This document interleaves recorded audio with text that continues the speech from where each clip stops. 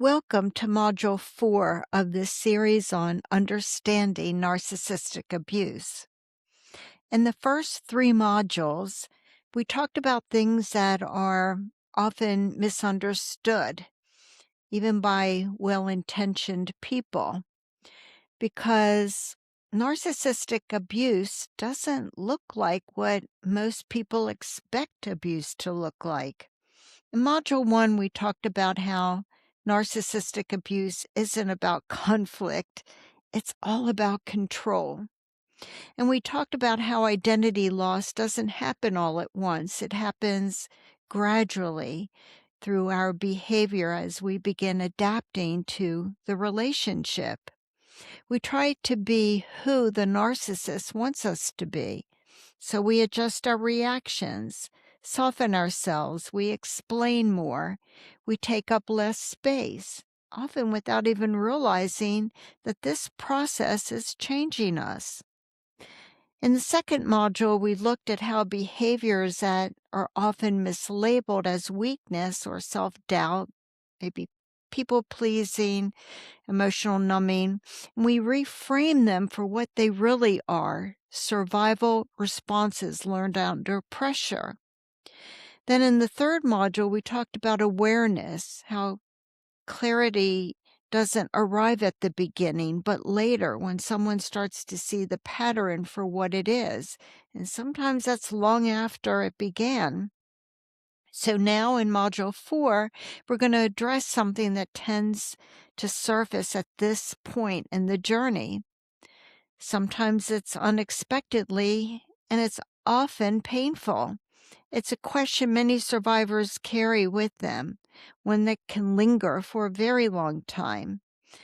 If I'm learning how to take my power back now, does that mean I should have had it then? And if that's true, does that make any of this my fault? This module exists to answer that question honestly. Now, I want to pause here and name something that I call the false equation. There's a very common and I think very damaging idea that sneaks into healing spaces, and it sounds like this. If I'm reclaiming my sense of choice and control now, then I must not have had it before. And if I didn't have it before, then maybe I failed to use it. This creates a false equation that power equals responsibility for what happened. But that equation is wrong. Having power now does not mean you were responsible then. And when this belief goes unchallenged, healing turns into self-blame. So let's return to something we established earlier on in the modules. Identity loss and narcissistic abuse is not sudden, and it's not voluntary. It happens under conditions of constraint or emotional pressure, fear of consequences, intermittent reinforcement, reality distortion. Under those conditions, people don't lose instincts, intelligence, or values. What happens instead is adaptation. You adjusted because adjusting was safer than resisting.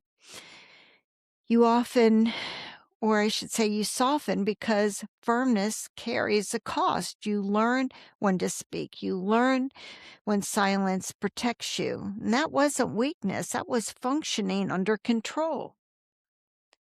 So when we talk about reclaiming your sense of choice and self-direction now, we're not talking about discovering something that was missing. We're talking about removing constraints that made using it unsafe. I want to slow down here for a minute because this is one of the most important distinctions in the entire series. It's a difference between responsibility and agency.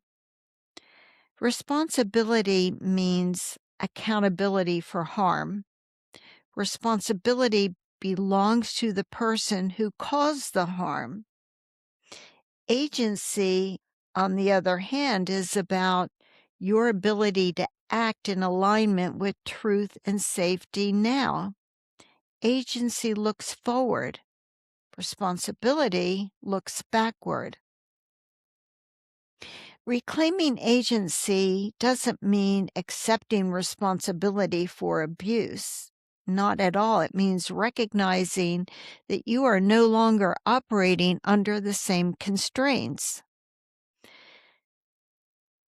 You have agency now without rewriting history. There's another pressure that shows up for a lot of survivors, and it usually sounds reasonable on the surface.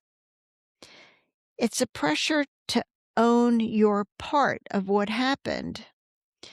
Survivors are often asked some version of these questions. You know what they are, too. Why didn't you leave sooner? What made you stay? Do you miss the red flags? Sometimes those questions come from other people. Sometimes they come from the inside. But here's really what's happening underneath that pressure. Many people don't need abuse to feel preventable, because if it's preventable, they can believe it won't happen to them. So the question is, what was your role? And that becomes a way to push the danger farther away. Survivors absorb that message and it turns inward. What looks like reflection slowly becomes self-blame, just framed as personal growth.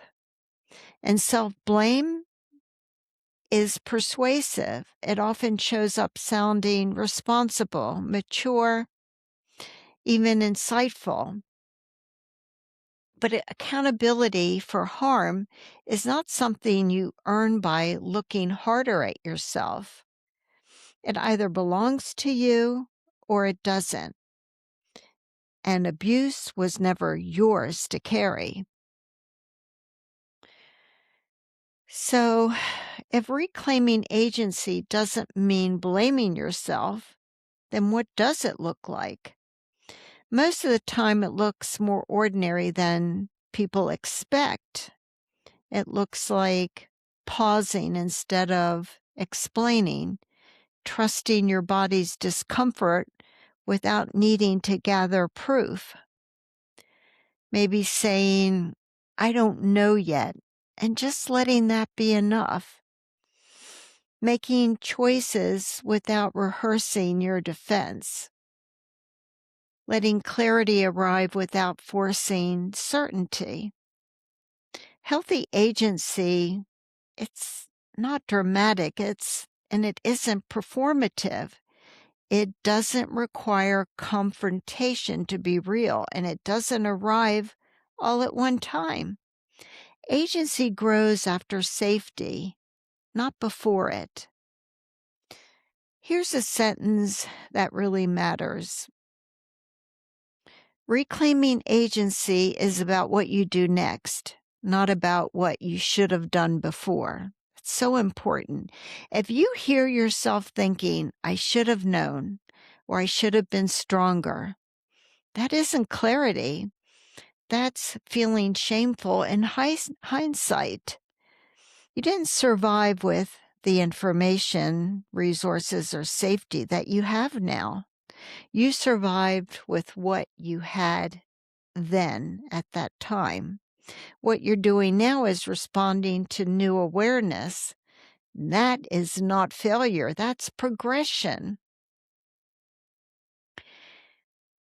You don't need to answer this out loud. You don't need to journal it.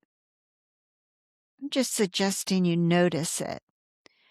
Where in your healing have you mistaken self-blame for strength? That question stirs something, just go ahead and let it, because there's no deadline on understanding. Reclaiming agency doesn't mean you're carrying the weight of what was done to you.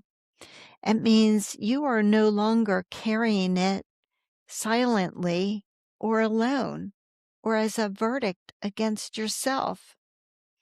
In the next module, we'll talk about what happens when agency begins to show up, not as confrontation, but as clarity. Clarity that starts to shape boundaries, voice, and choice without urgency and without apology. I'm Kyle Hackley, attorney, author, and the host of the AreYouAnnie podcast. If questions come up as you sit with this module, I welcome them, so please ask, and I look forward to seeing you in the next one. Thanks for being here.